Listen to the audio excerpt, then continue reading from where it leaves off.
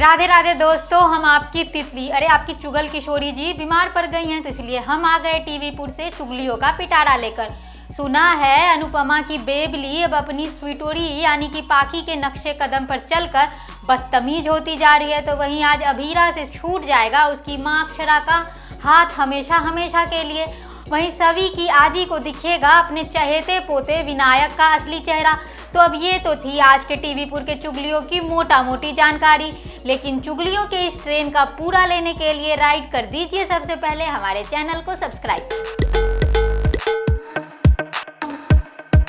सबसे पहले शुरू करते हैं सारी माओं की फेवरेट अनुपमा के घर से। आज अनुपमा में आप देखेंगे कि छोटी को अनुपमा समझाने की कोशिश करेगी कि जो उसने किया है वो गलत किया है, लेकिन मालती देवी बार बार उसकी बात काट कर छोटी को डिफेंड करती है। इस बात से परेशान अनुपमा बार बार मालती देवी से कहती है कि उसके और उसकी बेटी के बीच में ना बोले, लेकिन मालती देवी उसकी एक भी नहीं सुनती। अब इसके बाद अनुज आ जाता है, वो मालती देवी को फटकार लगाते हुए कहता है कि अनुपमा को अपनी बेटी से बात करने दे। इसके बाद छोटी को अनुज और अनुपमा दोनों मिलकर समझाने की कोशिश करते हैं कि उसने जो अपनी दोस्त को बुली किया है वो गलत है, लेकिन छोटी बदतमीजी से बात करती है और अनुपमा से कहती है कि पाखी दीदी आपसे इतनी बदतमीजी करती हैं, आप उनको तो कुछ नहीं कहती, मैंने जरा सा क्या कह दिया आप मुझे डांटने लगी क्योंकि मैं सगी नहीं हूँ, अडॉप्टेड हूँ, आप मुझसे प्यार नहीं करती। ये कहकर छोटी तो वहाँ से सरक लेती है, लेकिन छोटी की ये बात सुनकर मालती देवी का चेहरा एकदम हरे भरे गुलाब की तरह खिल जाता है। अब खिले भी क्यों ना, वो जो चाहती थी वो आखिर हो जो रहा है। अब वो भी अनुपमा पर चढ़ जाती है कि उसने छोटी को डांटा तो डांटा कैसे, और जो डांटा वो गलत डांटा। इस पर अनुज और अनुपमा मालती देवी को करारा जवाब देकर उसका मुंह बंद करा देते हैं। दूसरी तरफ वनराज की बड़ी कंपनी में नौकरी लग गई है, वो बहुत खुश है और कहता है कि अब वो सबका अच्छे से ख्याल रखेगा। उधर काव्या बापूजी से परमिशन मांगने आती है कि जब तक उसको कोई दूसरा रहने का ठिकाना ना मिल जाए तब तक उसको यहाँ पे रहने दें। इस पर बाबूजी बेचारे इमोशनल हो जाते हैं और कहते हैं कि ये तेरा ही घर है बेटा। बापूजी वनराज को भी समझाने की कोशिश करते हैं, लेकिन वनराज के पल्ले तो कुछ भी नहीं पड़ता।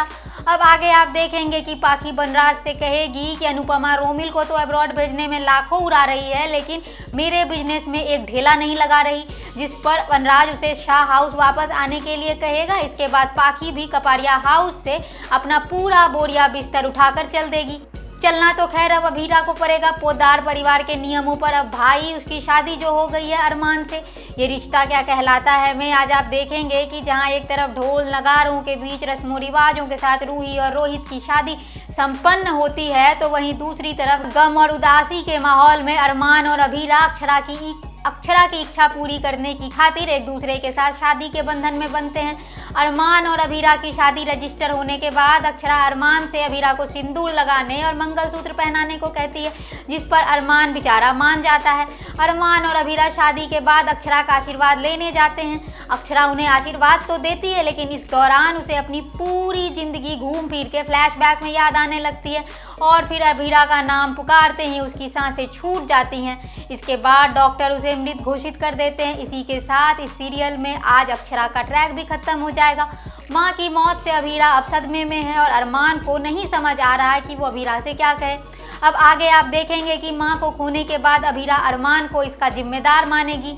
वो अरमान से कहेगी कि हमारी शादी कानूनी तौर पर भले ही हो चुकी है, लेकिन मैं असलियत में तुम्हारी वाइफ कभी नहीं बन पाऊंगी। बन तो खैर गुम है, किसी के प्यार में भी नहीं पा रहा है ईशा का अपने बेटे ईशान से रिश्ता। बेचारी ईशा ईशान के दिल में अपने लिए प्यार जगाने की जितनी ही कोशिश करती है उतनी ही उससे दूर हो जाती है। अब देखिए ना, अनजाने में ही सही, लेकिन रीवा को भोंसले कॉलेज में नौकरी दिलवाकर ईशा ने एक बार फिर ईशान को खुद से दूर कर दिया। उधर चौहान परिवार में निनाद के इलाज के लिए पैसे जुटाने की जद्दोजहद चल रही है। जहां आजी घर बेचने की बात करती है तो विनायक खिंच जाता है और कहता है कि ये तो मरने वाले ही हैं, इनको बचाने के चक्कर में मैं घर बेचने नहीं दूंगा, उस पर तो मेरा हक है। आप तो चली जाएंगी वृद्धाश्रम पर मैं कहाँ रहूँगा। और वो बहुत ही अनाप शनाप बोलता है, जिसे देखकर बड़ी आजी हैरान हो जाती है। विनायक की बदतमीजी बर्दाश्त से बाहर होता देख सभी उसे एक थप्पड़ जड़ देती है और चैरिटी हॉस्पिटल में अपने आजोबा के इलाज का पूरा इंतजाम करती है। तो चलिए, अब फिलहाल हो गया है तितली के जाने का वक्त। आज के वीडियो में बस इतना ही। अगर वीडियो पसंद आया है तो इसे लाइक करें, शेयर करें, कमेंट करें। धन्यवाद।